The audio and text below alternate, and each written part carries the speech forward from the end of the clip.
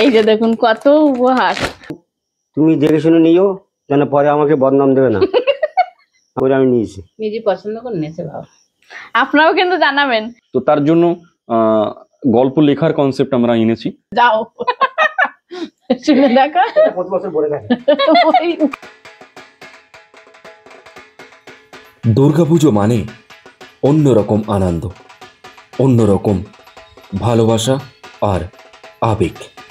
আর মাত্র কয়েকটি দিনের ব্যবধান, আর কয়েকটা দিন পরে সন্ধ্যাবেলা ঢাকের শব্দে চারিদিকে খুশি খুশি রব উঠবে। মা আসছেন দেবী রূপে, তাই তো সকলেই তাকে স্বাগত জানানোর জন্য অধীর আগ্রহে অপেক্ষা করছেন। এ সময় শুধু উৎসবের নয়, এ সময় যেন মানুষের প্রাণ সঞ্চারের, এ সময় যেন মিলনের সেতু বন্ধনের। কত ব্যস্ততা, তবুও চারিদিকে কতই না আনন্দ।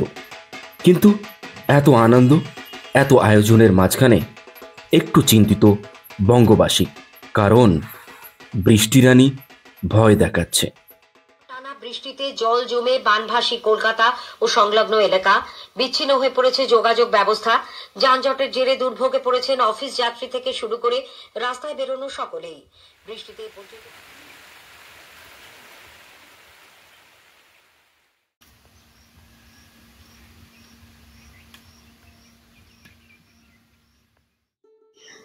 নমস্কার, আপনারা সকলে ভালো আছেন তো? সাথী বিপ্লব ব্লগের আরো একটা সম্পূর্ণ নতুন পর্বে ভারত তথা পৃথিবীর সর্বত্র থাকা সকল দর্শক বন্ধুকে জানাই শুভ সন্ধ্যা। আর নতুন একটা ভিডিওতে আপনাদের সকলকে স্বাগত। হ্যাঁ, আজকে সন্ধ্যাকালীন একটু ভিডিওটা শুরু করেছি, আর আজকে দেখাবো আমাদের পূজার উপহার। সেই সঙ্গে সঙ্গে আরো একটা জিনিস, খুন্তিটার গল্পটাও কিন্তু আপনাদেরকে শেয়ার করব। যে নাড়ু করার সময় এই যে খুন্তিটা নিয়ে আমরা নাড়ুটা করেছিলাম, নারকেল নাড়ু, আপনারা প্রচুর ভালোবাসা দিয়েছেন, এমনকি এখনো দিয়ে যাচ্ছেন। তো সম্পূর্ণ পর্বটি দেখার জন্য অনুরোধ রইল, কত স্কিপ না করে দেখতে থাকুন, আশা করব আপনাদের ভালো লাগবে। যারা প্রথমবারের জন্য দেখছেন, ভিডিওটি যদি ভালো লেগে থাকে একটু সাবস্ক্রাইব করে যাবেন, লাইক কমেন্ট করে পাশে থাকবেন, শেয়ার করে বেশি বেশি মানুষের মধ্যে ছড়িয়ে দিয়ে আমাদের বন্ধু হয়ে যাবেন। আর এক সপ্তাহের জন্য তো আমি বাপের বাড়িতে গিয়েছিলাম, বাড়িতে এসে প্রচুর কাজ জমে গেছিল, সেগুলো করতে করতে আজকে সারাদিন আর কোনো ভিডিও করতে পারিনি। তার মধ্যে ওই যে এক ব্যাগ মজা নিয়ে এসেছিলাম, সেই আনন্দটা আমি ধরে রাখতে পারছিলাম। আমি শুধু ভাবছি কবে বাচ্চাদের মধ্যে দেবো, দিয়ে ওদের সঙ্গে একসঙ্গে আনন্দটা করব। তো সেটা তড়িঘড়ি করার পরে আজকের প্রচুর বাড়ির কাজ হয়েছিল, যার কারণে সন্ধে নাগাদ এই ভিডিওটা শুরু করতে হয়েছে। হ্যাঁ, আর বাচ্চাদের যে জামা কাপড়ের ভিডিও, আপনারা কমেন্ট বক্সে এসে অভিজিৎ বাবুকে অনেক অনেক ধন্যবাদ দিয়েছেন, আর আমাদের সাথী বিপ্লব অর্থাৎ আমাদের দুজনের পক্ষ থেকে ওনাকে অনেক অনেক শ্রদ্ধা এবং আন্তরিক কৃতজ্ঞতা জানাই। আর হ্যাঁ, একমাত্র এই খুশির কারণই কিন্তু উনি। আজকে যদি উনি আমাদের পাশে না এসে দাঁড়াতেন, তাহলে কিন্তু ওই বাচ্চাগুলোকে নিয়ে আমরা এতটা খুশি হয়তো হতে পারতাম না। এমনি আমরা রোজই খুশি থাকি, ধরো সকালে কেউ পড়তে এলো, বিকালে পড়তে না এলে আমি, নালে বিপ্লব বাবু, নালে বাবা, কেউ না কেউ খোঁজ নেবে, ও মা এ এলো না তো, ও এলো না তো, এইরকম ব্যাপার। মানে বাচ্চাগুলোও যেমন, আপনারাও যেমন আমাদের ফ্যামিলির লোক হয়ে গেছেন, বাচ্চাগুলোও আমাদের কাছে কিন্তু আমাদের ফ্যামিলির লোক। আর বড় মামি মা এসেছিল, সেই সময় আমরা গেছিলাম কুমির বাড়ি অর্থাৎ আমার বাপের বাড়ি। তো ওই টাইমটা আমরা ওখানে থেকেও খুব মিস করছিলাম বাড়িটাকে, যে আমরা থাকলে হয়তো আরেকটু বেশি মজা হতো, আরেকটু বেশি ভালো হতো। মামিও বলছিল যে বৌমা তুমি থাকলে ভালো হতো। তো যাই হোক, এমনই একটা অ্যাক্সিডেন্টলি ঘটেই গেছে যে আমরাও বেরিয়ে গেছি আর মামিও পর এসছে। তো মামি এসে বাবা মাকে কিছু উপহার দিয়ে গেছে, আর আমাকে আমার দাদা ভাই একটা উপহার দিয়েছে, সবটাই আপনাদেরকে দেখাবো। উপহারগুলো যা যা আছে তার মধ্যে সবার প্রথমে আপনাদেরকে একটু খুন্তিটা নিয়েই গল্প করি। এই যে খুন্তিটা আপনারা দেখতে পাচ্ছেন, আমি বিয়ে হওয়ার পর এই বাড়িতে এইরকম ডিজাইনের খুন্তি এই প্রথমবার দেখছি। আর হ্যাঁ, এইরকম খুন্তি আসার আরো একটা কারণ আছে। এই কমাসে আমি দুটো খুন্তি পুকুরে হারিয়ে ফেলেছি, ধুতে গিয়ে আর পুকুরে পড়ে যায়। বাবা খুঁজেছে কিন্তু পাইনি। তো ভাই অর্থাৎ অনিমেষ শুনে বলেছে কি খুন্তির সঙ্গে দড়ি বেঁধে রান্নাঘরে রেখে দিতে, যেন পড়ে না যায়, এত বড় দড়ি বাঁধবে। আর মামি শুনে বলছে কি বৌমার হাতের সঙ্গে দড়ি বেঁধে আরেকটা প্রান্ত যেন খুন্তির সঙ্গে বাঁধা থাকে। বলে মামি আমার মাকে এই খুন্তিটা কিন্তু উপহার দিয়ে গেছে। এবার মায়ের কাছে শুনবো মামি খুন্তিটা দেওয়ার সময় আর কি কি বলেছে।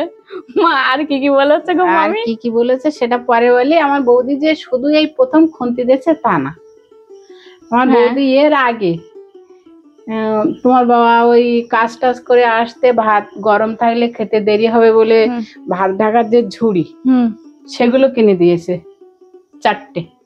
আচ্ছা, সবজি রাখার ঝুড়ি, লঙ্কা রাখার ঝুড়ি, মানে এরকম ধরনের বিভিন্ন ছোটখাটো যেগুলো সেগুলো কিনে দিয়েছে।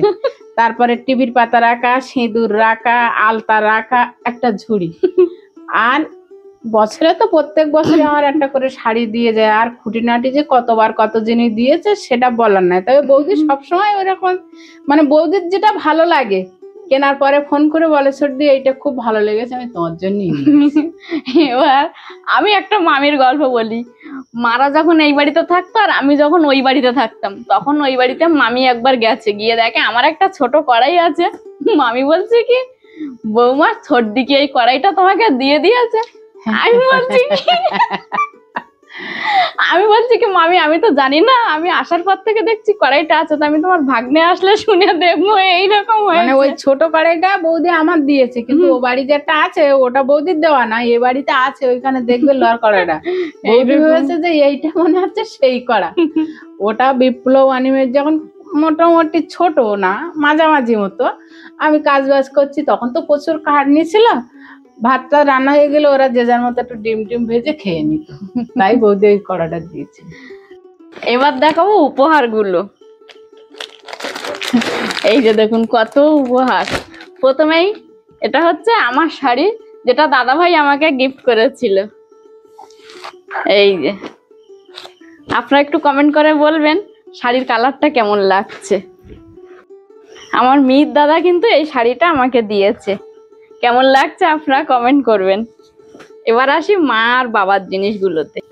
আর এই যে দেখুন, এটা হচ্ছে আমার মিহির দাদা ভাই আমাকে দিয়েছে, কালারটা কেমন লাগছে আপনারা কমেন্ট করে জানাবেন।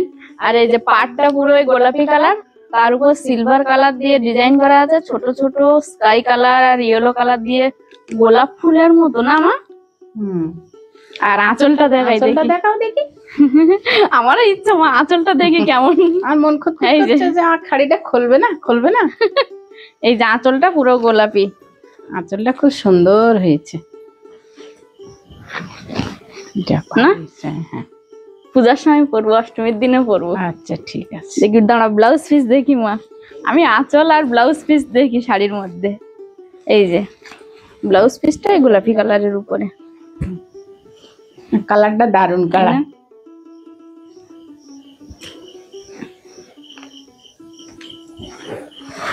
আর পুরো শাড়ির খোলটা দেখি কেমন, এরকম পুরো পুরো শাড়িটাই কাজ করা আছে। এই যে কালারটা খুব সুন্দর হয়েছে।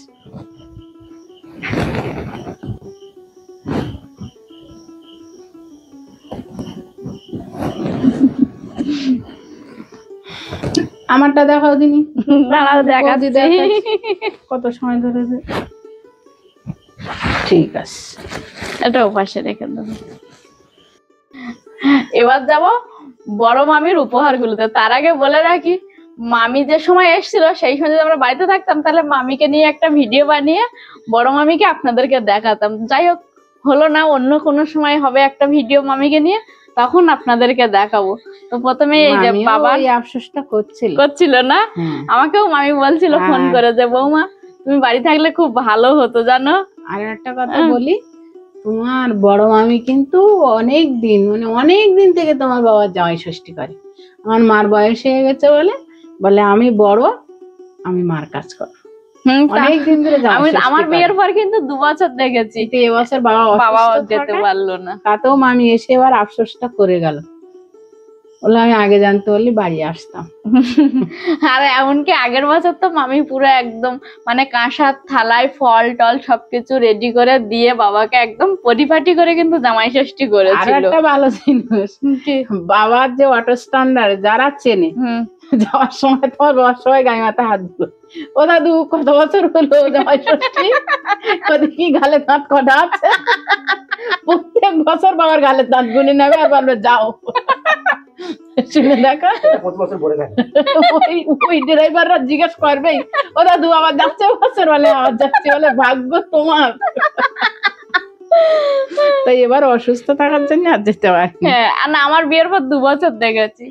এমনি প্রথম যখন বিয়ের পর তখন দেখি মামি বাড়িতে ডেকে ভালো মন্দ করে বাবাকে খাইয়ে ড্রেস দিয়েছিল। আর এই এবছরের আগের বছরে মানে ফল টল সবকিছু রেডি করে একদম যে পরিপাটি যে জামাই ষষ্ঠী সেটা কিন্তু মামি করেছিল।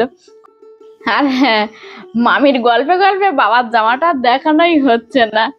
এই যে বাবা কিন্তু এরকম সুতির পাতলা পাঞ্জাবি পছন্দ করে, একটু বড় সড়ো হবে বাবার, বেশ বাবা সেই রকম জামাই বেশি পছন্দ করে। আর মামি কিন্তু এরকমটা জানে, প্রতি বছরই আগে 2 বছর বাবাকে যখন জামা দিয়েছে এরকম সুতির জামা দিয়েছে, একটু বড় পাতলা হবে। এই যে বাবার কেমন লাগছে জামাটা? জামা ভালো হয়েছে তো। তুমি পছন্দ করে নিয়েছিলে না মামি পছন্দ করে দিয়েছে? মামি বললো দেখো জামাইবাবু তুমি দেখে শুনে নিও, যেন পরে আমাকে বদনাম দেবে না। আমি বললাম ঠিক আছে, হ্যাঁ, তুমি আমাকে মামি এটাই কিন্তু দেবে। আবার এরকমই, একদম তোমার যা আমি বলবে নিজেই এটা পছন্দ করেছি, সামনাসামনি। করে আমি নিয়েছি। নিজে পছন্দ করে নিয়েছে বাবা। আপনারাও কিন্তু জানাবেন এই জামাটা বাবার গায়ে কেমন মানাবে। বাবার জামাটা আগে ঠিক করে ভাঁজ করে দিই, নাহলে বাবা আবার পরে আমাকে বলবে, আমার শুনলেও জামাটা দিল তুমি ঠিক করে ভাঁজ করলে না।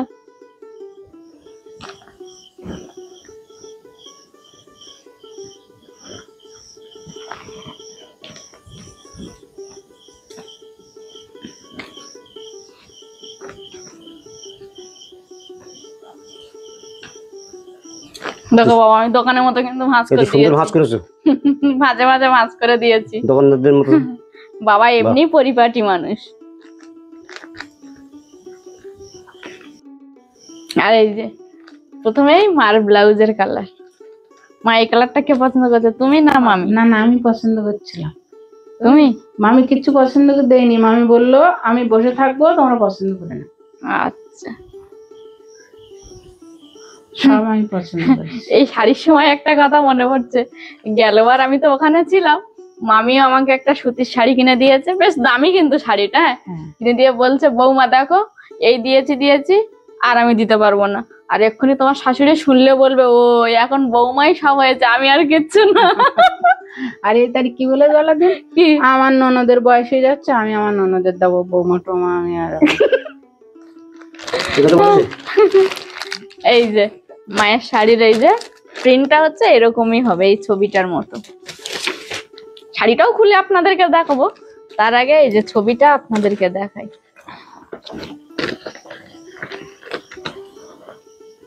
সুন্দর প্রিন্ট। এবার শাড়িটাই চলে যাই।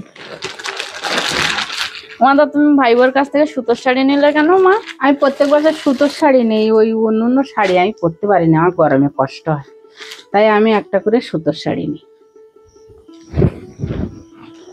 এটাও তুমি পছন্দ করে নিয়েছো তোমারটা? মার আঁচল কোনটা? এটা মনে হয় না মার শাড়ির আঁচল? দেখো খোলো। হ্যাঁ, এটা তোমার শাড়ির আঁচল। এই যে গায়েতে দেখি, মার গায়ে দিয়ে দেখি মার গায়ে কেমন লাগছে।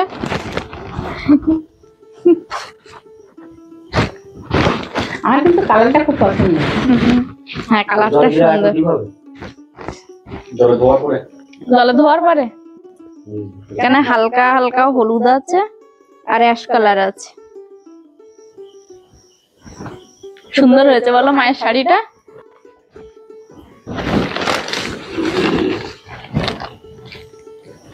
আবার ভাঁজ করে রেখে দিই। অনিতা সুলতা ওরা দেখে আমার বললো কি তুমি ভাগ্য করে জন্মগ্রহণ করেছো।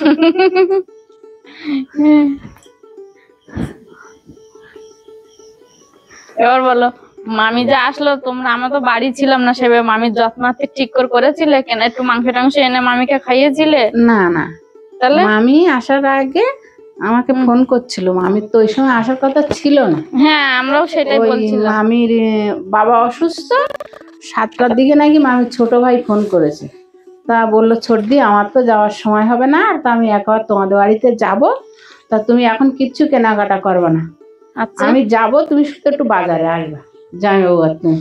তারপর আমরা বাজারে গেলাম, হুম গিয়ে তোমার বাবার ডেকে নিয়ে বললো চলো দিন জামাইবাবু ওইদিকে যাই। তা আমি কোন দিকে যাচ্ছে, তারপরে দেখলাম মাংস কিনে আনলো। হুম। এবার বললো তোমাদের এখানে কাপড়ের দোকান কোনটা? তা আমি বললাম তো সামনে, বলে চলো এখানে একটু একটা শাড়ি লাগবে।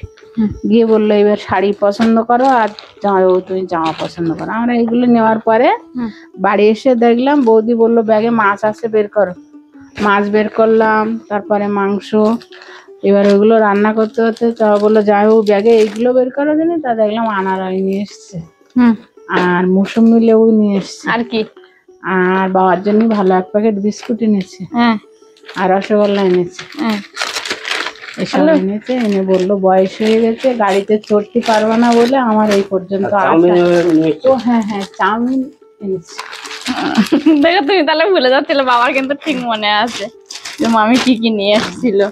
তাই এসে আবার যাওয়ার পরের দিন মামির জ্বর হয়েছে, আমার খুব কষ্ট হয়েছে। মানে সারা দিনের কর্মব্যস্ততার পরে সন্ধ্যাবেলা একটু খুশি খুশি মনে আপনাদের সঙ্গে একটা উপহারের ভিডিও শেয়ার করলাম। তো আমাদের এই উপহারগুলো কেমন লাগলো আপনাদের কমেন্ট বক্সে জানাবেন। আর কার কটা পূজায় উপহার হলো কমেন্ট করবেন। কিন্তু আমার তো ভীষণ মজা হচ্ছে আমার শাড়িটা পেয়ে। মার কেমন হচ্ছে মা? আমার তো ভালো আনন্দ হচ্ছে। আর হ্যাঁ, এই পর্বটা কিন্তু এখানেই শেষ না। আপনাদের সঙ্গে বিপ্লব বাবু কিছু কথা বলবেন, এবং খুব গুরুত্বপূর্ণ কথা নাকি। তো সেগুলো উনি বহুদিন ধরে পরিকল্পনা করছেন, এই পূজা উপলক্ষে কিছু বলবে। যাই হোক, আপনারা এবার বিপ্লব বাবুর কথা শুনুন। নমস্কার এবং শুভ সন্ধ্যা। সন্ধ্যাকালীন জমজমাট একটা মুখরোচক পরিবেশ চলছিল আমাদের বাড়িতে, সেটা একটু আগেই আপনারা দেখেছেন। আর আমি কয়েকটা বিষয় একটু কথা বলতে চাই। আমি গতকাল রাত্রিবেলা ওই 10টা নাগাদ একটা কমিউনিটি পোস্ট করেছিলাম, যেখানে আচ্ছা কমিউনিটি পোস্ট কি করেছিলাম সেটা আমি পরপর যাচ্ছি। এই কমিউনিটি পোস্টের আইডিয়াটা কোথা থেকে এলো প্রথমে আমি আপনাদেরকে জানাচ্ছি। এখানে আমার শ্বশুরবাড়ি থেকে কয়েকদিন আগে আপনারা জানেন যে আমরা শ্বশুরবাড়িতে বেড়াতে গিয়েছিলাম এবং খুব আনন্দ করে হই হই করে কাটিয়েছিলাম। সেসব ভিডিও আপনাদের সকলকে দেখিয়েছি। আর যে সমস্ত দর্শক বন্ধুরা এখনো দেখেননি, আপনারা চাইলে দেখতে পারেন। পরবর্তী যে জিনিসটা আমরা দেখাতে চলেছি সেটা হলো যে আমার শ্বশুরবাড়ির এলাকা থেকে একটা কলা কাটার ভিডিও দিয়েছে। দুর্গাপুজো উপলক্ষে কলা কাটা হয়। তো এই বিষয়টা আমরা দুর্গাপুজো উপলক্ষে কলা কাটা এই বিষয়টা শুনে অভ্যস্ত, কিন্তু আমরা সচরাচর আমরা এই জিনিসটা চাক্ষুষ দেখতে অভ্যস্ত নই। তো এই ঘটনাটা আমরা দেখলাম, দেখার পরে আমার মনে হলো কেননা এই রকম দৃশ্য আমার দর্শক বন্ধুরাও দেখুক। কারণ সব সময় সব জিনিস আমি ক্যামেরাবন্দি করতে পারবো বা করার ইচ্ছে থাকলেই যে করা সম্ভব হবে এটা কিন্তু নয়। মিহির কান্তি সানা তিনি ওরকম কলার কাটার ভিডিও বা দুর্গাপুজো সংক্রান্ত বিভিন্ন রকম ভিডিও আমাকে উনি পাঠিয়েছেন। এবারে সেই ভিডিওগুলো আমি যখন দেখলাম আমার খুব ভালো লাগলো। তারপর উনি আর একটা ভিডিও যেটা পাঠিয়েছেন, যেটা লেবুতলা পার্ক, সন্তোষ মিত্র স্কোয়ার, মুচিপাড়া থানা এবং কোলে মার্কেটের পাশে, যেখানে পেহেলগাঁওয়ের 22 এপ্রিল 2025-এ যে ঘটনা ঘটেছিল সেই বিষয়ের উপরে এই দুর্গা পুজো মণ্ডপে কিছু বিশেষ আকর্ষণ রেখেছে, যেটা ওখানকার দৃশ্য। এবারে আমরা গ্রামে আছি, আমরা টিভিতে দেখছি বা অনেক জায়গায় অনেক পূজার দৃশ্য আছে যেগুলো আমরা চাইলে দেখতে পাচ্ছি, অনেক সময় দেখতে পাচ্ছি না, কারণ অনেক সময় ক্যামেরা বন্দি হচ্ছে না, সোশ্যাল মিডিয়াতে পোস্ট হচ্ছে না, সুতরাং আমরা দেখতে পাচ্ছি না। আবার কলকাতা থেকে কয়েকজন বন্ধু বান্ধব আমাকে ভিডিও পাঠালেন, নীলকান্তি সাহ পাঠিয়েছেন যে কলকাতায় জলমগ্ন হয়ে গেছে। তখন আমার মাথায় আসলো যে সবাই কিন্তু দুর্গাপুজোটাকে সেভাবে উপভোগ করতে পারবে না, হয়তো অনেকেই ঘরের বাইরে বেরোতে পারবেন না, সে গ্রামগঞ্জে হোক বা শহরতলিতে হোক, যে কোনো জায়গায়, কারণ যেখানে যেরকম বৃষ্টির অবস্থা সেরকম ভাবে মানুষ ঘোরাঘুরি করতে পারবে। আর আমার দর্শক বন্ধুরা বেশিরভাগ সকলেই সিনিয়র, তো যেহেতু সকলে সিনিয়র, এবার সবার ক্ষেত্রে কিন্তু পূজার এই ভিড় উপেক্ষা করে পূজা মণ্ডপের দিকে এগিয়ে যাওয়া বা আনন্দ করা এটা সকলের পক্ষে সম্ভব নয়। এটা একটা পয়েন্ট আছে। অনেকে ভারতবর্ষে থাকেন না, অনেকে দেশের বাইরে থাকেন, সেখানে পুজো উপভোগ করেন বা করেন না সেটা সেখানকার পরিস্থিতি অনুযায়ী। অনেকে রাজ্যের বাইরে থাকে, সেখানে দুর্গাপুজো হয় কি না হয় সেটা একটা বিষয় আছে। তো আমরা যদি একটা ইকোসিস্টেম করতে পারি, মানে আমি বলতে চাইছি যে আমরা সবাই সবার মতো একটা করে ভিডিও করলাম, সেটা সাথী বিপ্লবে আপনারা পাঠালেন আমাদের হোয়াটসঅ্যাপ নাম্বারে, আর সেটা আমরা আবার আমাদের স্ক্রিনে শেয়ার করলাম, দেখাতে পারবো আমরা সবাই। এবার আমার এই জায়গায় মনে হলো যে সকলে কিন্তু ভিডিও করতে পারবে না বা ভিডিও করার অবস্থায় থাকবে না বা মনে থাকবে না। সেক্ষেত্রে দুর্গাপুজো নিয়ে আবেগ অনুভূতি আরো অনেক কিছু মনের গল্প আছে যেগুলো তিনি চাইলে আমাদের সঙ্গে করতে পারেন। তো তার জন্য গল্প লেখার কনসেপ্ট আমরা এনেছি। সেখানে তিনি তারা নিজের অভিজ্ঞতা লিখতে পারেন। হতে পারে এখান থেকে 5 বছর 10 বছর 15 বছর আগে কোনো একটা ঘটনা ঘটেছিল যেটা না বললে নয় বা বলার দরকার বা বলা হয়নি কারোর সঙ্গে, সেরকম কোনো গল্প যদি দুর্গাপুজো নিয়ে থাকে আপনারা আমাদেরকে চিঠি লিখতে পারেন। স্ক্রিনের উপরে হোয়াটসঅ্যাপ নাম্বার দেখা যাচ্ছে, এটা সেভ করুন আর আপনি আমাদেরকে এইরকম গল্প পাঠাতে পারেন। এবারে এই ক্ষেত্রেও আমি আর একটা জিনিস দেখলাম যে নিবেদিতা দত্ত নামে একজন বলছেন যে এই বিষয়টি নিয়ে আমি ফোনে কথা বলবো। তো আপনাকেও প্লিজ ওয়েলকাম, যারা যারা মনে করছেন যে ফোনে বাই কথা বলবেন আমাদের সঙ্গে, তারা চাইলে সেরকম ভাবে করতে পারবেন না। আপনারা যেভাবে চাইবেন সেভাবে আপনি আপনার মনের ভাব প্রকাশ করতে পারবেন। তো তার জন্য আমরা কয়েকটা পয়েন্ট একটুখানি করেছি যেটা মানে খুবই জরুরি। মোটামুটি 500 শব্দের মধ্যে লেখার চেষ্টা করুন যদি চিঠি লেখেন। আর গল্পটির গ্রহণযোগ্যতা, মানে আপনি যে গল্পটা করলেন আমাদের সঙ্গে, আমরা তো দর্শক বন্ধুদের সঙ্গে শেয়ার করবো, সেটার জন্য একটা গ্রহণযোগ্যতা থাকে, ঠিক আছে? আর গল্পটির অক্ষর বিন্যাসে একটু খেয়াল রাখবেন, কারণ এরকম হচ্ছে বা হবে, একজন অলরেডি গল্প পাঠিয়েছেন, একটু স্পেলিং মিস্টেক হলে না আমাদের বুঝতে অসুবিধা হয়। মানে এরকম নয় যে আমরা স্পেলিং মিস্টেকে বুঝতে পারবো না, কিন্তু হয়তো তার ভাব প্রকাশটা আলাদা হয়ে যেতে পারে। এটা আপনি যদি চান আপনার গল্পের সঙ্গে আপনি আপনার নিজের ছবি পাঠাতে পারেন, সেক্ষেত্রে কিন্তু মাস্ক পরবেন না, চশমা পরবেন না, এটা আমাদের রিকোয়েস্ট থাকবে।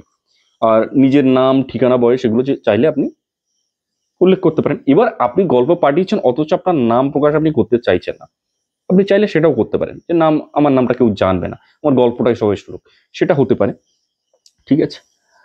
এবারে যারা ভিডিও পাঠাবেন মনে করছেন, আপনি আপনার মোবাইলটাকে হরিজেন্টাল ভাবে ধরুন, এভাবে, ভার্টিক্যাল নয়, হরিজেন্টাল হয়ে গেল। এবারে ভিডিও চেষ্টা করবেন ব্যাক ক্যামেরা দিয়ে করার, তাহলে ছবিটা ক্লিন আসে। আর এই ভিডিওটা করবার সময় একটু আলো আছে কিনা, একটু ক্লিন হচ্ছে কিনা, এইগুলো দেখবেন, কারণ এটা তো আমাকে আবার পোস্ট করতে হবে, তো সেই বিষয়গুলো। আর রেকর্ডিং এর সময় অবশ্যই আপনি সেলফিতেও করতে পারেন, সব রকম ভাবে আপনার প্রয়োজন মতো। এবার আমি যদি ধরে নিই যে কোনো দর্শক বন্ধু আমাদের ভিডিও পাঠাবেন না, অলরেডি পাঠানো শুরু করেছিলেন, মীরকান্তি সানা বা আরো 2-1 বন্ধু বান্ধব পাঠিয়েছেন, কিন্তু সেগুলো সবটা দেওয়া যাবে কি না যাবে সেটাও বুঝে উঠতে পারছি না। এবং এই যে ক্লিপিং গুলো আপনারা পাঠাচ্ছেন সেগুলো অন্য কোনো সোশ্যাল মিডিয়া আপনারা পোস্ট করেছেন কিনা সেটাও আমাদেরকে বিচার করতে হবে, নাহলে আমাদের এখানে কপিরাইট পড়ে আসবে। তো এই ছিল মোটামুটি গল্প। মেন বিষয়টা হচ্ছে যে দুর্গাপুজো নিয়ে আপনার অনুভূতি যেটা, সেটা আপনি আমাদের সঙ্গে শেয়ার করবেন, আমরা সকল দুনিয়ার সঙ্গে শেয়ার করবো, এটাই ব্যাপার। তো যাই হোক, আপাতত ভিডিও শেষ করতে হবে, প্রত্যেকদিন যে শেষ করে সেই শেষ করবে। সারাদিনের কাজ বাজ শেষ করে সন্ধ্যাকালীন আনন্দ ঘন এক মুহূর্ত শুরু করেছিলাম পর্বটা। আর বিপ্লব বাবুর কথা সব মিলিয়ে আজকের পর্বটা এখানেই শেষ করছি। এতক্ষণ ধৈর্য ধরে দেখার জন্য অনেক অনেক ধন্যবাদ। দেখা হচ্ছে আগামী পর্বে। ততক্ষণের জন্য আপনারা ভালো থাকবেন, সুস্থ থাকবেন, নিজেদের সকলের প্রতি খেয়াল রাখবেন। আর আমার সকল বয়োজ্যেষ্ঠকে জানাই প্রণাম এবং সমবয়সীকে জানাই ভালোবাসা, আর ছোটদেরকে জানাই আদর ও স্নেহ। আর হ্যাঁ, সবশেষে আমি যেটা বলে থাকি, সাথী বিপ্লব ব্লগের দিকে সদা সর্বদা দৃষ্টি রাখুন। নমস্কার, আজ তাহলে আসি।